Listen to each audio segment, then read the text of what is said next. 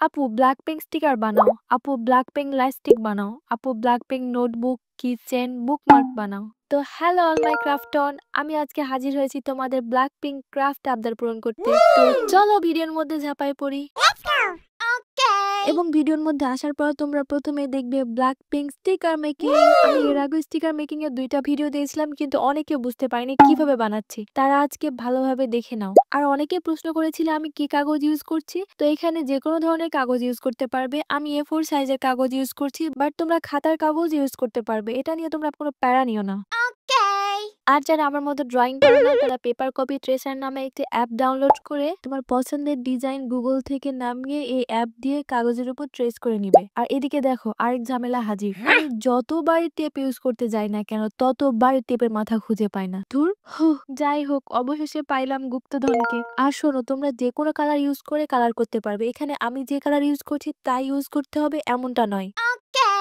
আরেকটা গুরুত্বপূর্ণ কথা হলো, ভালো করে খেয়াল করো, দ্বিতীয়বার আমি যখন স্টিকার গুলোকে কাটছি তখন একটু দূর থেকে কাটছি। আর স্টিকার গুলো এই আঠার সাহায্যেই লেগে থাকে, তাই একটু খেয়াল করে কাটবে, ঠিক আছে? আর এরপরও যদি তোমাদের কোনো প্রশ্ন থেকে থাকে তাহলে কমেন্ট করতে ভুলো না, আমি অবশ্যই রিপ্লাই দেওয়ার চেষ্টা করব। এবার আমি বানাবো একটি ব্ল্যাক পিঙ্ক নোটবুক, আর এটি হবে অনেক ইজি টু মেক নোটবুক। তো নোটবুক বানানোর জন্য প্রথমে তুমি যে সাইজের নোটবুক চাচ্ছ সেই সাইজ অনুযায়ী সাদা পেজ নিয়ে আঠার সাহায্যে পেজগুলোকে একসাথে অ্যাটাচ করে নিতে হবে। এবার আমি একই মাপের কালো রঙের কভার নিচ্ছি এবং আঠার সাহায্যে কভারটিকে পেজগুলোর সাথে আটকে দিব। যেহেতু মেইন থিমই হলো ব্ল্যাক পিঙ্ক, তাই এবার পিঙ্ক কালারের পেপার নিয়ে আমি ডিজাইন ড্র করে নিয়েছি। এবার ডিজাইন কাটার পালা। ডিজাইন কাটা শেষ হলে এটাকে আমি কভারের উপরে আঠার সাহায্যে আটকে দিব। এখন লাগবে 2টা লাভ, যা কিভাবে কাটতে হবে আমি ভিডিওতে ভালো করে দেখিয়ে দিচ্ছি, দেখে নাও। এবার লাভগুলো কাটা শেষে সেগুলোকে আঠার সাহায্যে বসায় নিব। আর আমি যে কিউট স্টিকার গুলো বানালাম এখন সেগুলো ইউজ করার পালা। এখানে আমি আমার পছন্দ মতো স্টিকার বসায় নিচ্ছি। আর দেখো কত কিউট লাগছে নোটবুকটি।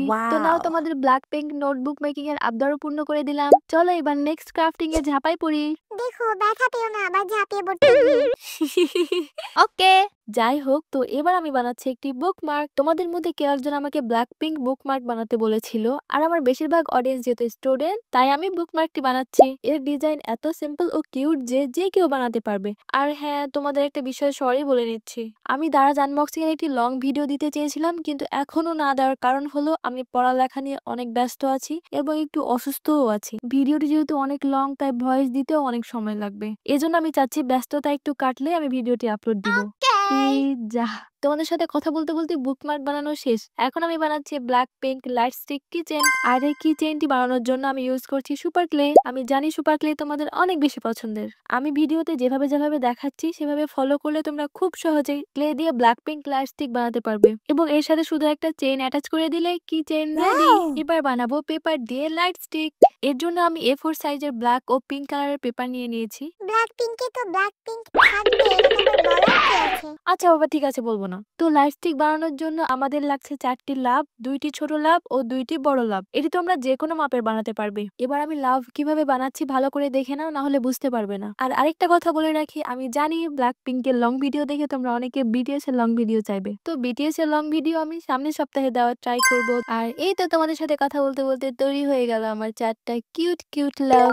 এবার দেখো, লাভ বানানো শেষ হইলে আমাদের লাগবে একটি ছোট একটি বড় স্টিক। এর জন্য আমি 2টি কালো কাগজ নিয়ে নিয়েছি। এবার কাগজ দুটোকে রোল করে আঠার সাহায্যে আটকে দিব। এরপরের কাজগুলো আমি B7000 গুলো ইউজ করে করব। তোমরা হট গ্লু ইউজ করেও করতে পারো, নর্মাল গুলো ইউজ করলেও আটকাবে, বাট আমি দ্রুত করার জন্য এগুলো ইউজ করছি। আর B7000 গুলো তোমরা যে কোনো বড় স্টেশনারির দোকানে পেয়ে যাবে বা দারাজেও কিনতে পাবে। দামটা আমার ঠিক মনে নেই কত নিয়েছিল। তো স্টিক দুটোকে অ্যাটাচ করার পর আমি লাভ দুটোকে অ্যাটাচ করে নিচ্ছি।